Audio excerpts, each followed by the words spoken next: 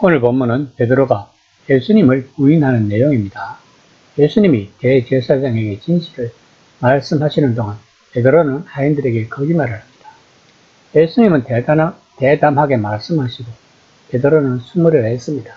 하지만 나머지 다른 제자들과 달리 적어도 베드로는 거기에 있었던 것입니다. 이것이 성령 세례를 받기 전의 제자들의 모습입니다.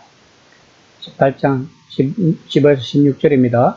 시몬 베드로와 또 다른 제자 한 사람이 예수를 따르니 이 제자는 대제사장과 아는 사람이라. 예수와 함께 대제사장의 집들에 들어가고 베드로는 문 밖에 서 있는지라. 대제사장을 아는 그 다른 제자가 나가서 문 지키는 여자에게 말하여 베드로를 데리고 들어오니. 본문에 나오는 다른 제자는 누구인가 잘 모릅니다. 다만 신학자들은 저자 요한일 거라고 생각합니다. 그래도 의문점은 남습니다. 왜 사람들은 그에게 예수님이 제자냐고 묻지 않았는가? 어떻게 대제사장과 아는 사이가 되었는가? 혹시 그가 너무 젊어서 그들이 신경 쓰지 않았던 것인가? 이것은 여전히 수수께끼로 남는 것입니다. 그때 문을 지키는 여종이 베드로에게 이 사람의 제자 중 하나가 아니냐고 묻습니다. 이에 베드로는 아니라 하고 아랫 사람들과 불을 쬐고 있었습니다. 이 숯불은 21장 9절에서 다시 등장합니다. 그때 베드로의 심정은 어땠을까요? 예수님을 보고 자신이 3번 부인한 것이 생각났을까요? 아마도 다른 제자들을 모르는 베드로만의 숯불이었을 것입니다. 19에서 24절까지는 대제사장이 예수님을 신문한 것에 대한 내용입니다. 본문의 대제사장은 전직 대제사장인 안나스이며 현직 대제사장 가야바의 장인이었다고 합니다. 그는 여전히 가야바와 맞먹는 권력을 가지고 있었다고 합니다. 신문을 받으시는 예수님은 대제사장에게 단호하게 말씀하시고 그 대가로 뺨을 맞으십니다.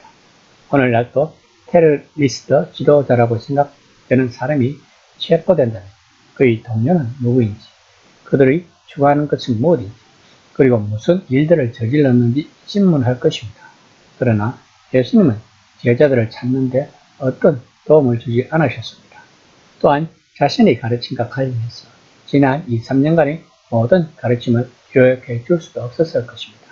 그리고 신문하는 그들 또한 예수님의 말씀, 즉 하나님 나라가 임하는 올바른 방식과 잘못된 방식, 다시 말하면 그 당시 사람들이 생각하는 일반적 혁명과 예수님이 추구하시는 근본적으로 다른 혁명의 차이를 자세히 들을 준비도 되어 있지 않았을 것입니다.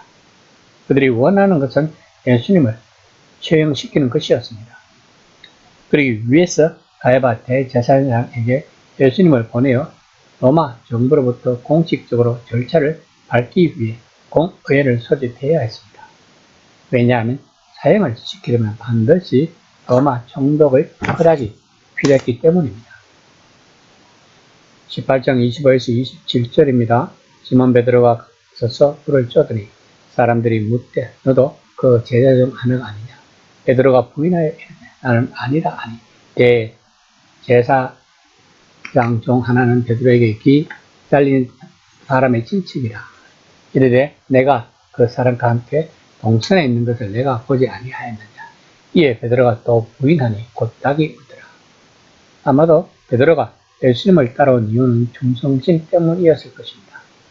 그는 예수님과 3년을 함께 하면서도 예수님이 하시는 말씀을 절반도 이해하지 못했을 것입니다. 그가 이해하지 못한 그 절반의 진실이 베드로를 하여금 3번 부인하게 했을 것입니다. 아마도 지금 베드로는 거의 멘붕 상태에 빠져 있었을 것입니다. 사람들은 멘붕에 빠지면 거의 본능적으로 행동을 한다고 합니다. 베드로는 동산에서 솟구친 열정이 사라지자 그는 차갑게 식었고 지쳤던 것입니다. 그리고 베드로는 분명히 알고 있었을 것입니다.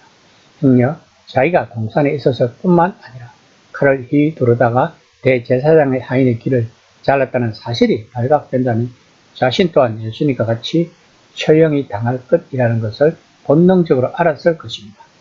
이 모든 생각이 한꺼번에 엄습하자 두려움과 공포, 거짓말, 배신을 낳았을 것입니다. 요한은 이 이야기를 꾸밈없이 진솔하게 전하고 있습니다. 다른 복음서 저자들과 달리 요한은 베드로가 밖으로 나가서 울음을 터뜨렸다는 말조차 하지 않습니다. 우리는 아무도 베드로를 탓할 수 없을 것입니다. 이 또한 우리들의 모습일 수 있기 때문입니다. 이 상처가 치유되려면 선한 목자의 온유하고 세심한 돌보심이 필요할 것입니다. 이것이 우리가 구원이 필요한 이유인 것입니다. 이처럼 구원 안에는 치유와 회복이 있습니다.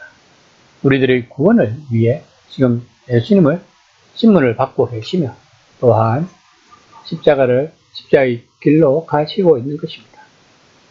십자가의 울음은 베드로에게 하신 예수님이 예언을 상기시키는 것입니다.